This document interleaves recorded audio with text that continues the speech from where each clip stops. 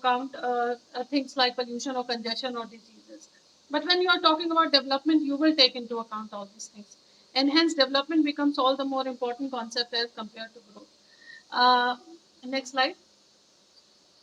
In the next slide, you will see that there is a difference. Actually, there were, I was telling here earlier also, there are two types of researchers, or rather two type of a point of view of doing any study.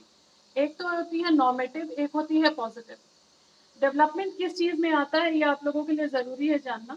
Normative generally means relating to an evaluative standard.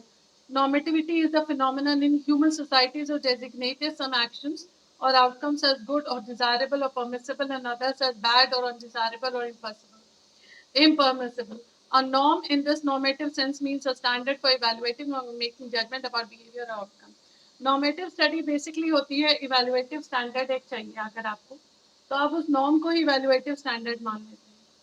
जैसे कि for example, I'll give you a quantitative. आप research कर रहे हैं और आप ये कह रहे हैं कि इंडिया में ज़्यादातर लड़कियों की शादियाँ 30 से नीचे हो जाती हैं.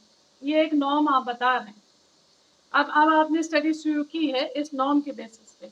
अब ये नॉर्म कितना करेक्ट है, ये क्या है, इस ये आपका बेस बन जाता है. तो नॉर्मेटिव स्टडी वो होती है. Normativity is a phenomenon in human society of designated some action or outcome as good or desirable or permissible or bad or undesirable or impossible. तो जब आप इसके बीच में कोई चीज गुड और बैड, परमिसिबल क्या है, नहीं परमिसिबल क्या है, नॉर्म्स को जब स्टडी करते हैं तो नॉर्मेटिव साइंस कहलाएगी या नॉर्मेटिव स्टडी कहलाएगी. Next slide. As you can see, economists frequently distinguish between positive and normative economics. Positive economics is concerned with the development and testing of positive statements about the world that are objective and verifiable. Normative statements derive from an opinion or a point of view. तो जो positive है about the world data और objective, positive जब study करते हैं आप, तो research करी तो पॉजिटिव स्टडी करी, रिसर्च करी तो वो ऑब्जेक्टिव रिसर्च करी. ऑब्जेक्टिव रिसर्च वो होती है जो फैक्ट बेस्ड होती है, जिसमें कोई पर्सनल बायस नहीं होती है, कोई आपका पर्सनल एजेंडा नहीं होगा. रिसर्चर्स अक्सर गलती ये करते हैं कि उनका एक पर्सनल एजेंडा ऑलरेडी, एक पर्सनल स्टीरियोटाइप लेके वो रिसर्च में आते हैं. So normative is more or less opinion or point of view, whereas positive is very much objective study of a particular phenomenon. Development economics is next slide.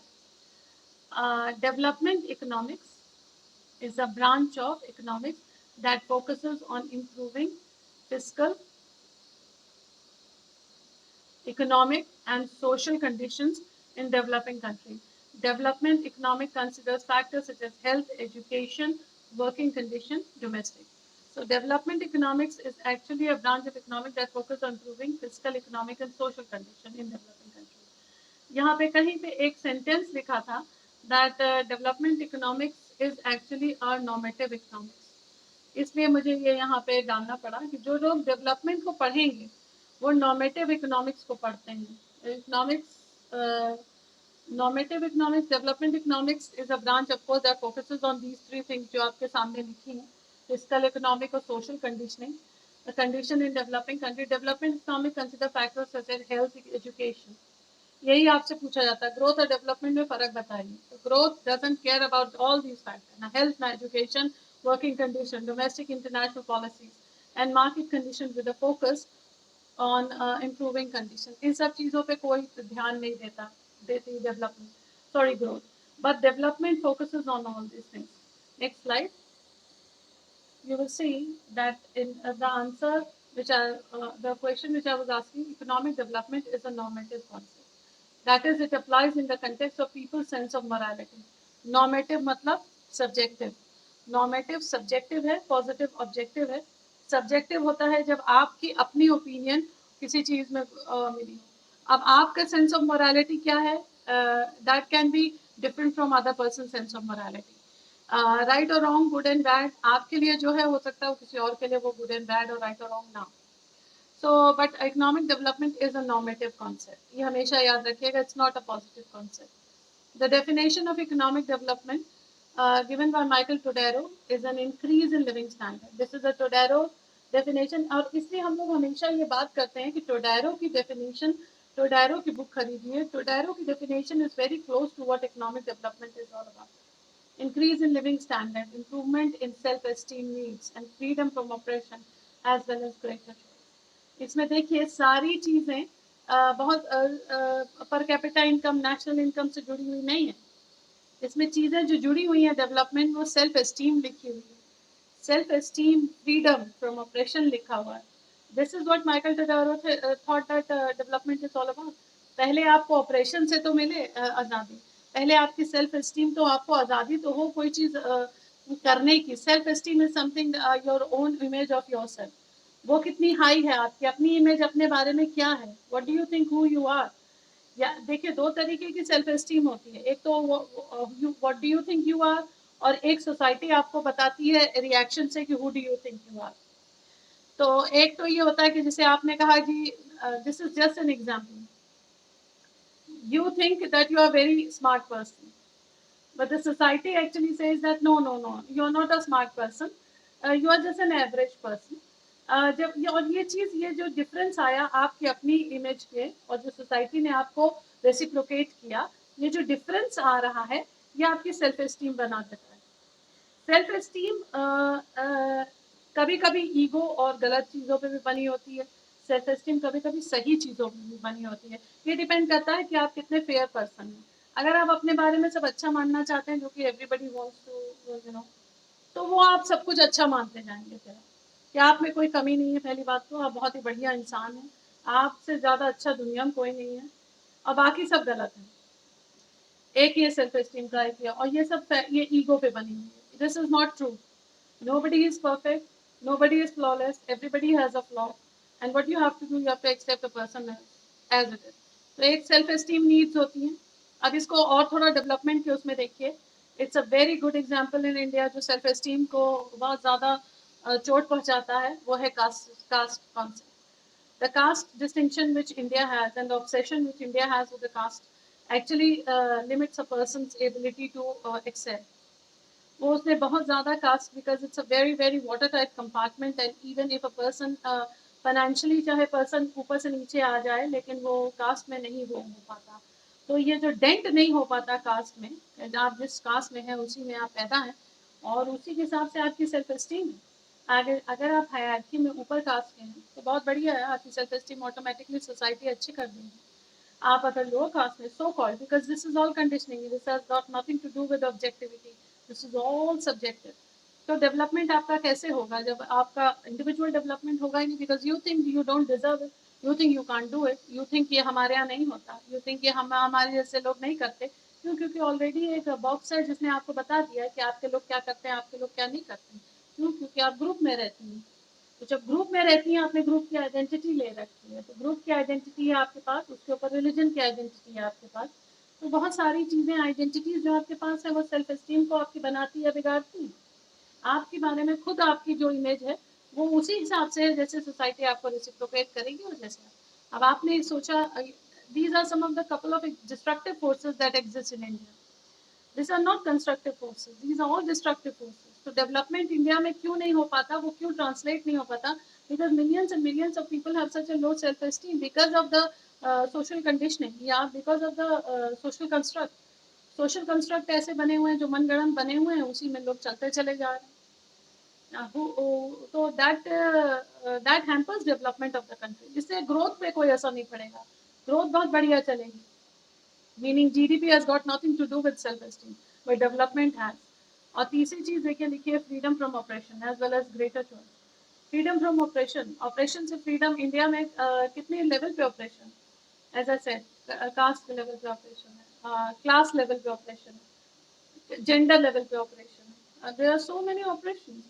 सो कितने level पे आप किस किस ऑपरेशन को फेस करते हैं, और कैसे फेस करेंगे जब आपके पास चॉइस ही नहीं है। आपके पास आगे देखिए वर्ड लिखा हुआ है ग्रेटर चॉइस, आपके पास चूज करने को ही नहीं। You have so many people to answer to, you have so many people, सब कितने लोगों से तो आप दिन में परमिशन लेते हैं कुछ करने, वो ये कर लें, ये हो जाए, ये ऐसा कर लें, ऐसा हो जाए। ये जो है, ये परमिशन लेना is not bad, but the choice आपके पास बहुत लिमिटेड है लाइफ में, और उस लिमिटेड चॉइस में आपको एक्सेल करना होता है। Because you are a good person only, a good girl, भाई नॉर्मेटिव है ना development. You are a good person only जब आप कुछ कुछ नॉर्म्स को पूरा करती हैं। अगर आप उस बॉक्स के बाहर चली गई then you are a bad person. तो डेवलपमेंट आपका फिर उसी हिसाब से है। तो the individual developments actually makes the larger development, larger group का डेवलपमेंट होता है। ये क्यों ऐसा है? क्योंकि आप आगे क्लासिकल थ्योरी में पढ़ेंगे कि इंडिविजुअल इसमें काफ़ी इंपॉर्टेंट है। इंडिविजुअल कैसे सोचता है, कैसे चलता है, ये बहुत इंपॉर्टेंट है डेवलपमेंट के लिए। तो सेल्फ एस्टीम पे ध्यान दीजिएगा, इनवर्ड्स पे ध्यान दीजिएगा। इंक्रीज इन लिविंग स्टैंडर्ड का सिंपल मतलब है पर कैपिटा इनकम बढ़ेगी। इम्प्रूव इन सेल्फ एस्टीम में बिल्कुल ही अलग चीज़ है। और freedom from operation as well as greater choice, चार चीज़ें Michael Todaro thought that this is important for the development. And हमारे कंट्री इंडेक्स में क्यों इतना नीचे है, ह्यूमन डेवलपमेंट इंडेक्स में, उसका कारण आपके सामने। Because of these tight water tight compartments हम लोग जिसमें रहते हैं, उसमें डेवलपमेंट पॉसिबल ही नहीं है उस लेवल का जिस लेवल का नॉर्वे, स्वीडन, फिनलैंड एक्सपीरियंस करते हैं। हम वैसे नहीं हैं। अब हम उसको अच्छा बता देते हैं, फिर उसके बाद कहते हैं नहीं वेस्टर्न कल्चर हमारे यहाँ आ गया, फिर उसको हम बुरा बता देते हैं। फिर हम उसको हमारी बायसेस, हमारी स्टीरियोटाइप्स में जो जो चीज़ें फिट बैठती हैं वो अच्छी हैं, जो बायसेस और स्टीरियोटाइप में फिट नहीं बैठती वो एक तो बात है, हम तुरंत कहते हैं बहुत ही बुरा है। तो ये जो हमारी जजमेंट करने की जो क्षमता है वो वैसे ही हमारी कंडीशनिंग पे बेस्ड है। और कंडीशनिंग हमारी सोसाइटी ने कर दी। बच्चा जब पैदा होता है तो उसको बहुत समय तक जेंडर का ही पता नहीं होता वो किस जेंडर का है। ये जेंडर भी सोसाइटी ही उसको समझा देती है कि नहीं नहीं बेटा तुम इस जेंडर का। यहाँ से शुरू होते होते आपका डेवलपमेंट जो होता है, वो ग्रोथ की मैं बात ही नहीं कर रही। और डेवलपमेंट जो होता है वो कहीं ना कहीं वो सोशल कंडीशनिंग में हैम्पर होता चला जाता है। There was this example I will tell you. एक स्टूडेंट का एग्जांपल था कि एक छोटी बच्ची थी, वो she was drawing in the class. Teacher ने आके पूछा बेटा क्या ड्रॉ कर रही हो, तो उसने कहा I am drawing figure of a God. So somebody said, no, the teacher said that how can you draw God because nobody has seen God. So she said they are about to see. So they are about to see. She was very confident that what she was about to draw will introduce world to a God. So that kind of innocence and that kind of a risk taking कि हम इसको करते हैं, ये चीज़ एक child में होती, लेकिन चाइल्ड फिर कंडीशनिंग के से वो चीज़ कट कर दी जाती है। That is it is killed by the society or killed by the boxes in which we live. So development is a way. That's why I always say development is a way bigger concept than as compared to growth. Growth is merely a figure. Growth number कुछ नहीं होता, वो केवल figure होती है. Next slide. See, take a look at this slide. The Human Development Index, which we already all know is HDI, is a summary of human development around the world and implies whether a country is developed, still developing, or not developed based on factors such as life expectancy. इनके factors पे ध्यान दीजिए. Life expectancy, education, literacy, GDP per capita. The result of the HDR published in Human Development Report, HDR, which is commissioned by the UNDP, is written by scholars, those who study world development members of the.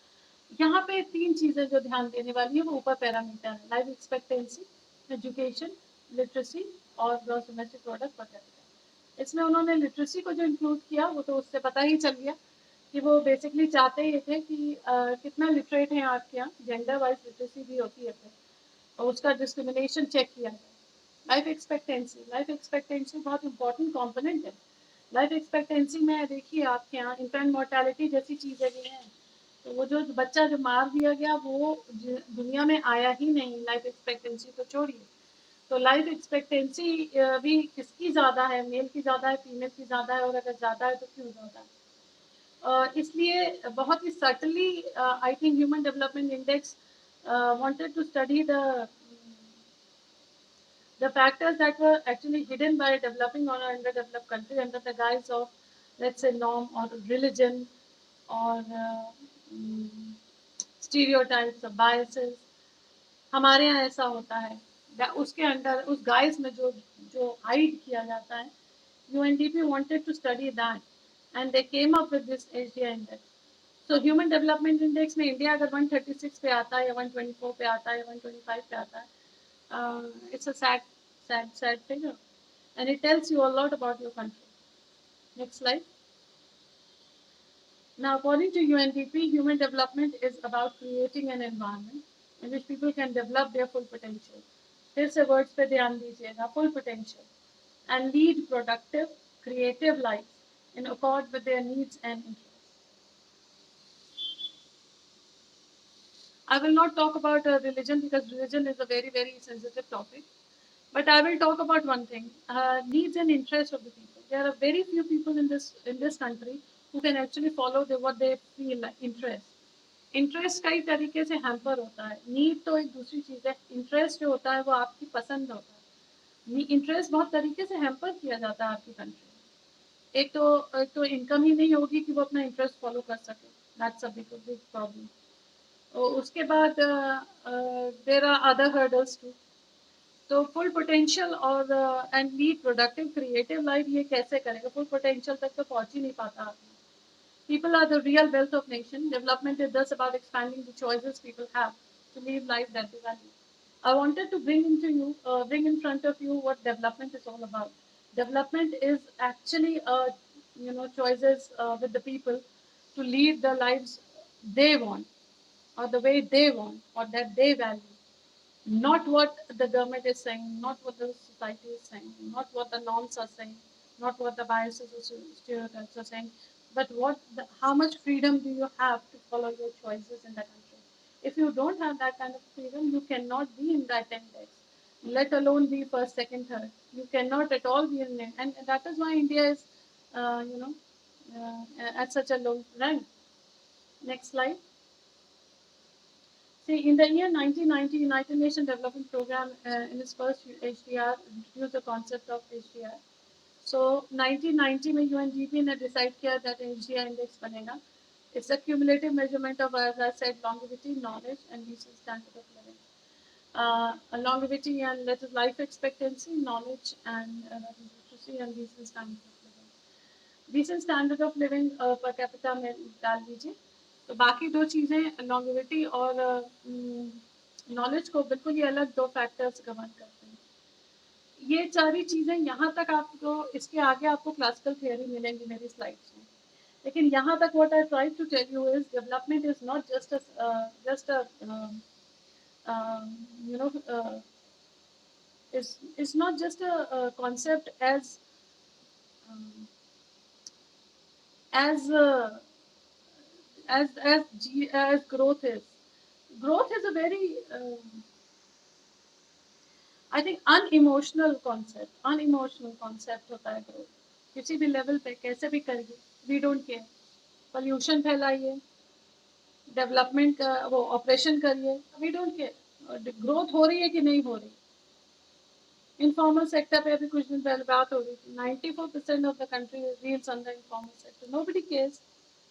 सो वो development कहाँ से होगा जब आपने अपनी अपनी आंखों से उस सच्चाई को देखा था टीवी टेलीविजन पे। There are so many migrant labours, वो 40.1 मिलियन की स्ट्रेंथ थी।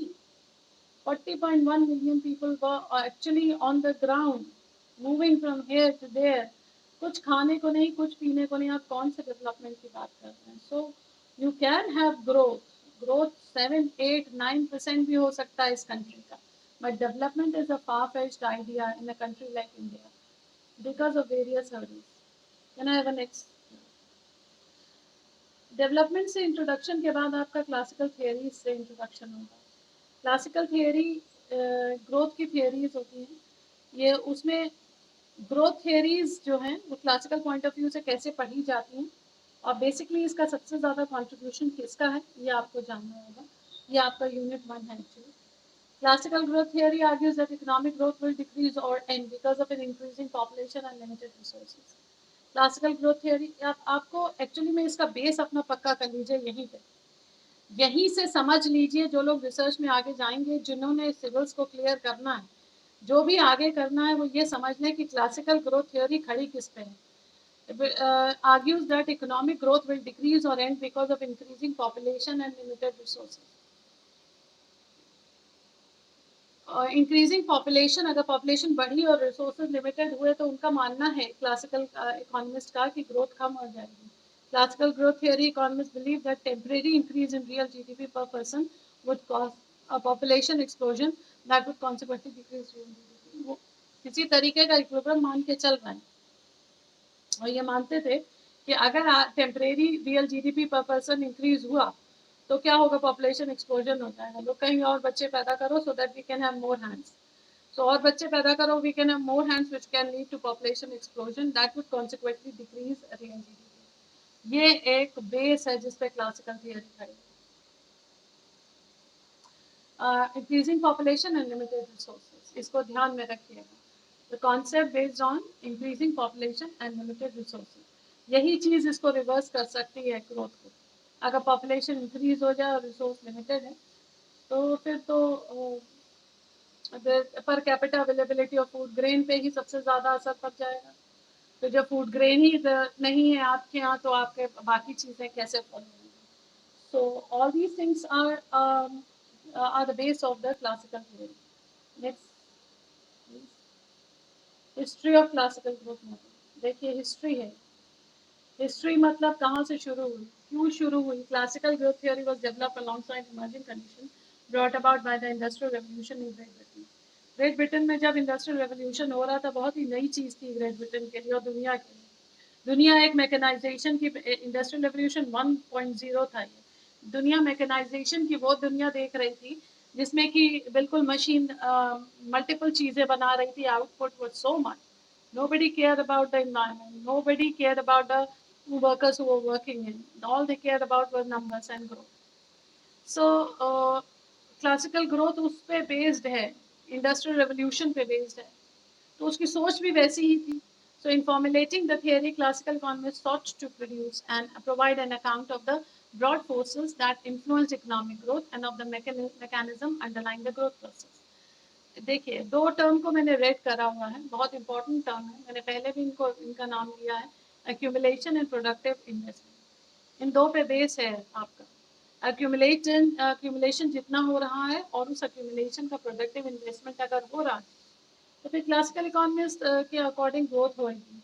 In the form of a profit was seen as the main driving force। Accumulation भी और productive investment भी, both were main driving force। Hence, changes in the rate of profit were a decisive reference point for an analysis of the long-term evolution of the economy। Evolution of the economy. Analysis of the process of economic growth was a central focus of English classical economists।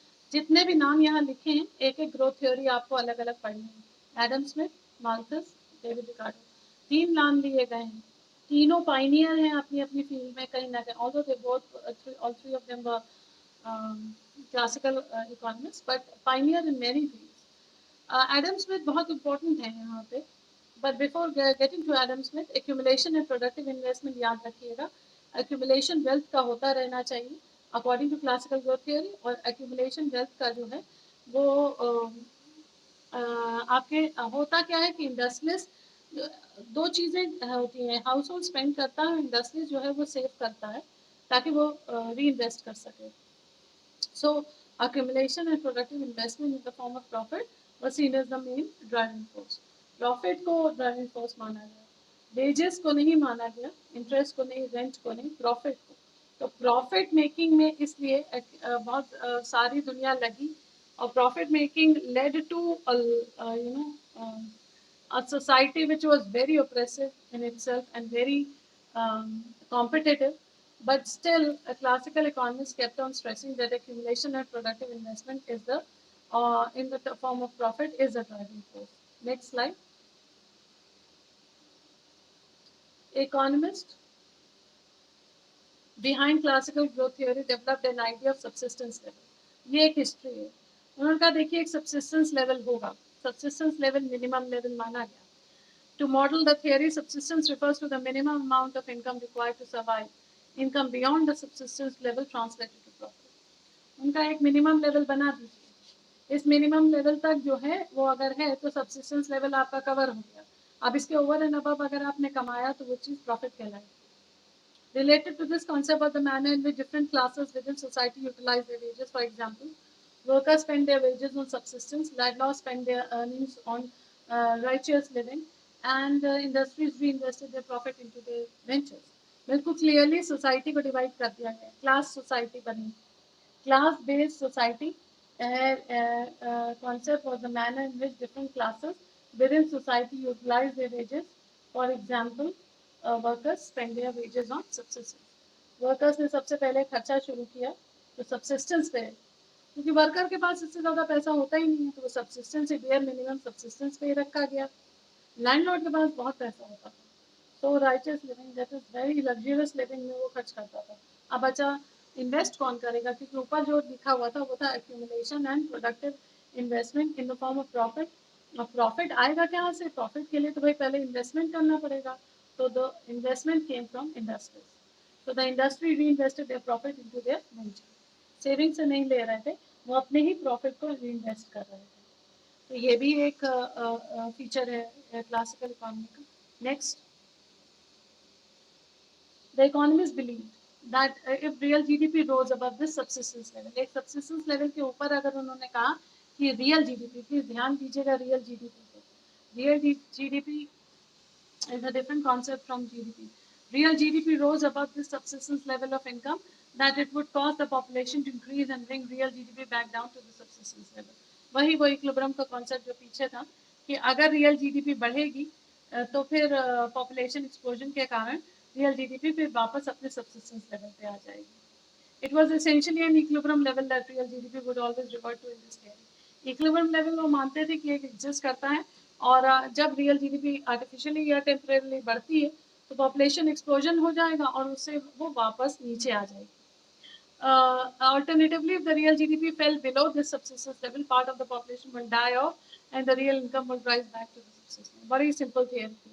कहा कि अगर real GDP बढ़ेगी तो population explosion होगा तो नीचे आ जाएगी GDP, और अगर रियल जीडीपी से नीचे चली गई इस पर्टिकुलर सब्सिस्टेंस लेवल पे तो बहुत सारे लोग मरेंगे, और मरने के कारण भूखमरी से, बीमारी से, उससे उसके कारण, और रियल इनकम अपनी जगह राइज होके it will come back to the same equilibrium level.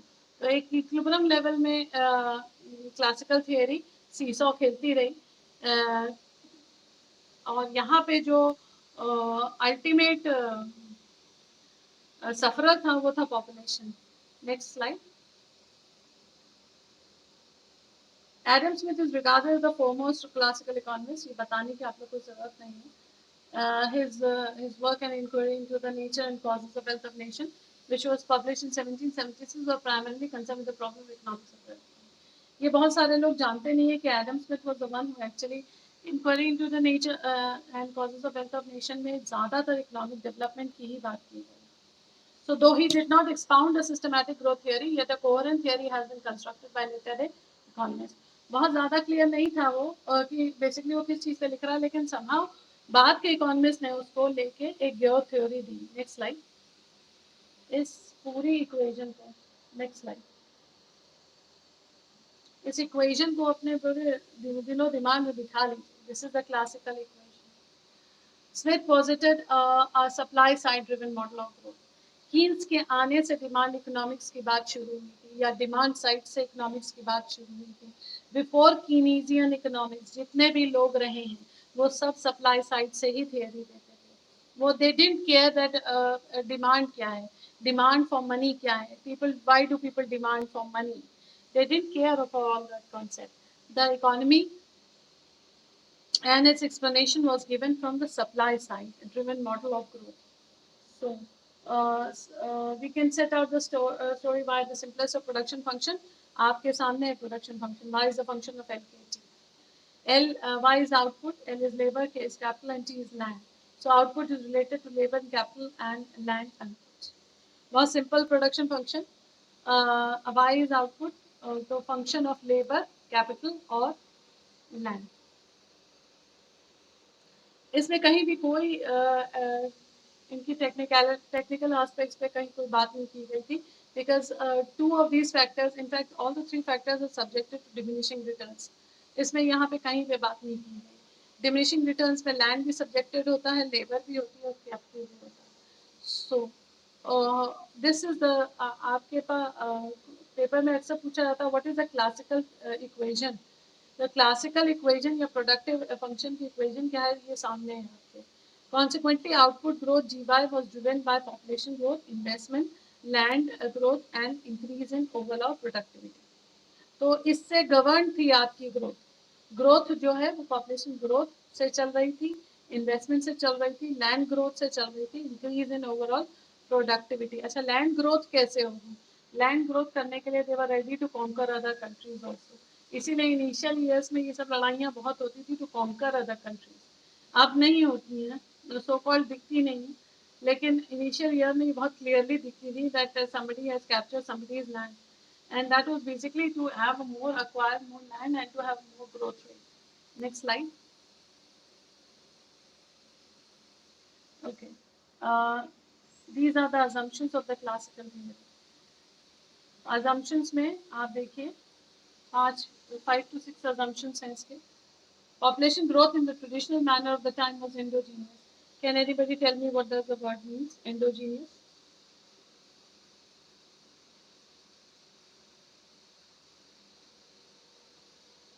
Anybody please tell me what does the word mean? Endogenous.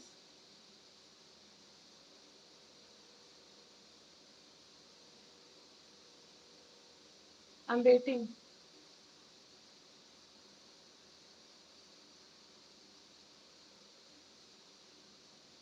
Endogenous.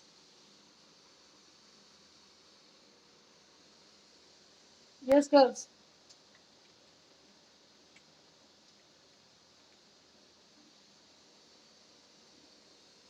Answer.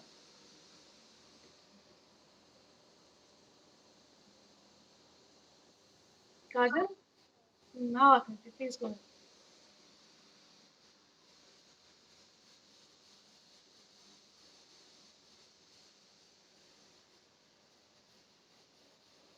Okay. That means it depends upon internal factors, right? Endogenous means internal. Okay. Okay. Good. Exogenous and endogenous, these are two concepts. Endogenous का मतलब होता है internal factors, exogenous मतलब external factors. यहाँ लिखा है population growth in the traditional manner of the time was endogenous. It depended on the sustenance available to accommodate the increase in workforce. Sustenance यानी खाने के लिए जितना available है, सीधे सीधे रोटी कपड़ा मकान sustenance के लिए जो जरूरी है, पॉपुलेशन ग्रोथ उस पर डिपेंड कर रही थी. अगर जनरली क्लासिकल इकोनॉमिस्ट ऐसा सोचते हैं कि वो एंडोजीनियसली गवर्न होती है, एक्सोजीनियस नहीं, इंटरनल फैक्टर्स पे डिपेंड करती है. तो एंडोजीनियस शब्द का मतलब समझ लीजिए इंटरनल, बहुत बार यूज होगा. दूसरा है इन्वेस्टमेंट वॉज ऑल्सो एंडोजीनियस. जो इन्वेस्टमेंट जो हो रहा था वो भी एंडोजीनियस फैक्टर्स पे रिलाई कर रहा था. तो it determined by the rate of saving mostly bye capitalist. और एंडोजीनियस था, और कहाँ से एंडोजीनियस, किस चीज़ पे डिपेंडेंट था? Rate of saving mostly bye capitalist. जो इंडस्ट्रियलिस्ट कमा रहे थे वही रेट ऑफ उसको कन्वर्ट कर रहे थे through rate of saving. So saving को इन्वेस्टमेंट में कन्वर्ट हो रहा था, but it was coming mostly from capitalist only. Land growth was dependent on consequent of new land, that is colonization or technological improvement of fertility. दो चीजों पे land growth depend कर रही है, या तो कॉलोनी लीज बनाइए, किसी और को कैप्चर करिए किसी और का लैंड, या फिर technological improvement of fertility of old land, उसको इम्प्रूव करिए. India went for the second thing. India went in and have a green revolution and had a green revolution because in order to technologically improve the fertility of the old land which India had. So assumptions केवल ये classical growth theory के Smith के हैं, Adam Smith के हैं, ये classical growth theory के assumptions नहीं हैं. एडम स्मिथ ने 3 चीज़ों को आपके सामने लिया है, पॉपुलेशन ग्रोथ और एक इन्वेस्टमेंट और एक लैंड ग्रोथ. इन तीनों को ये बात याद रखिएगा कि एंडोजीनियस ली डिपेंडेंट होते हैं तीनों फैक्टर्स. नेक्स्ट.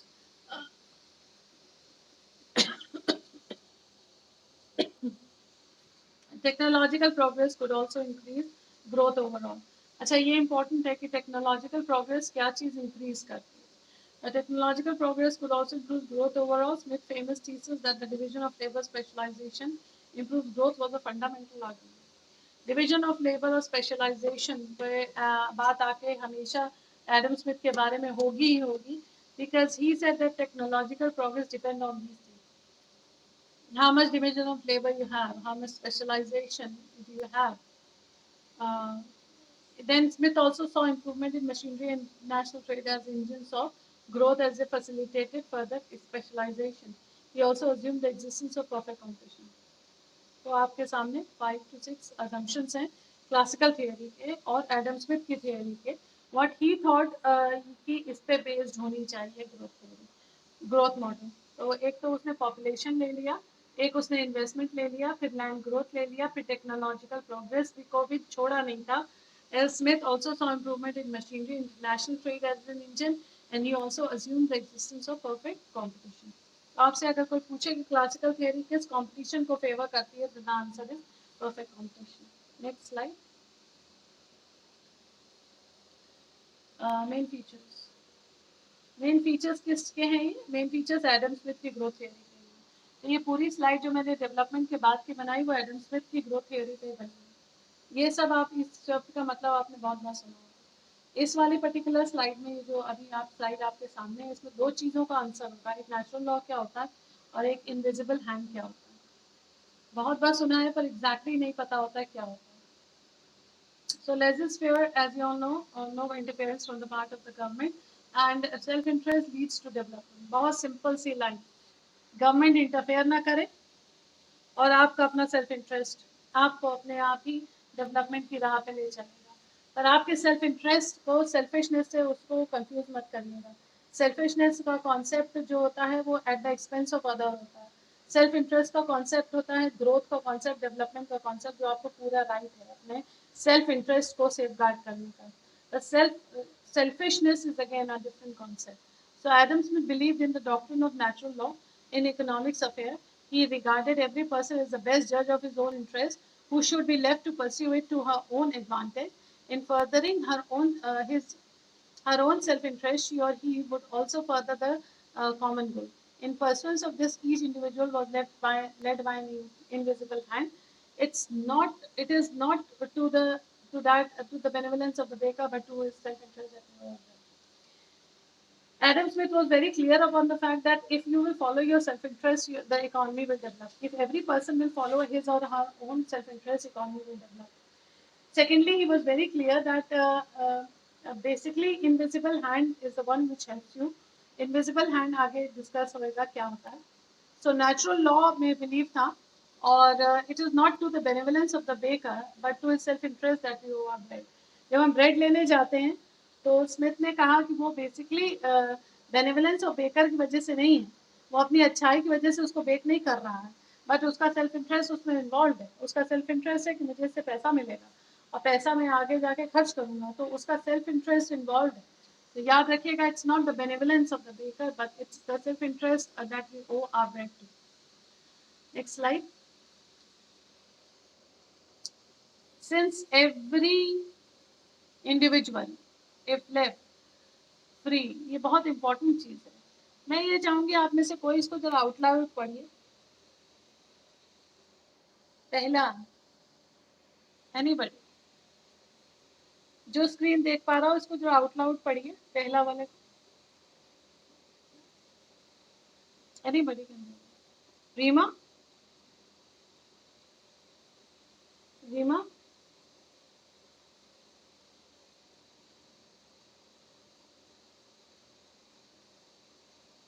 दिशा तुम पढ़ो.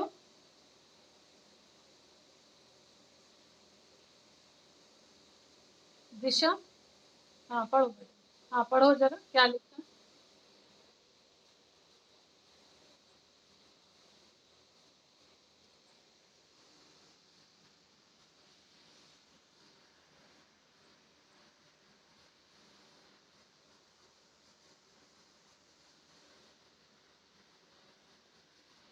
Thank you. क्या समझ में आया दिशा?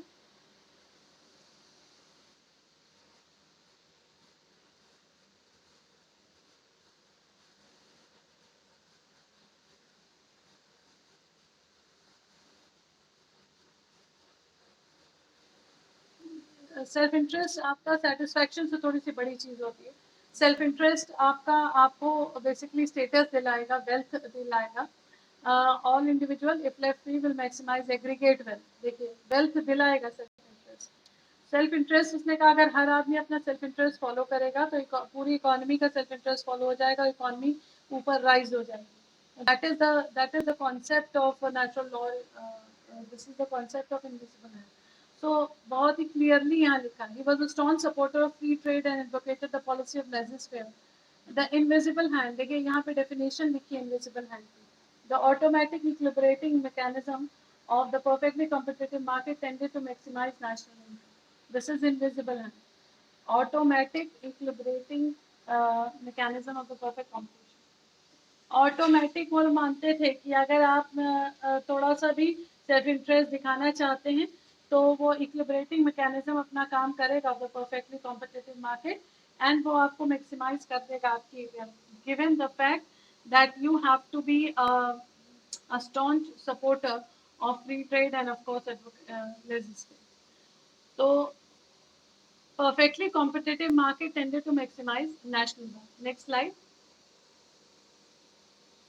Division of labor. पहला कॉन्सेप्ट जो मेन फीचर्स का मतलब है कि क्या क्या एडम स्मिथ बिलीव करता था किस चीज में. तो पहला है आपका as I said that in the main feature natural law you will study natural law. दूसरे में division of labour you will study division of labour. Division of labour increases productivity which depends upon the size of the market. Division of labor is the starting point of Smith's theory of economic growth. It is division of labor that results in the greatest improvement in the productive power of labor. Division of labor, he said, is very important, and it is the division of labor that results in the greatest importance in the productive power of labor. The attributes of this increase in productivity are the increase in the dexterity of every worker, the saving in time to produce goods, and to the invention of large number of labor-saving machines. देखिए attributes उसने कहा ये तीन हैं. पहली बात तो dexterity of every worker, बहुत ही मेहनत से काम करें. The saving in time to produce goods and inventions of large number of labor saving machines. Unfortunate part ये था कि despite there were a lot of unemployment, they didn't care about it. The classical economy said that there has to be invention of actually labor saving invention of labor saving schemes. So labor saving machine sorry, ये चीज़ का इसमें interest होना उनका गलत था for a very simple reason that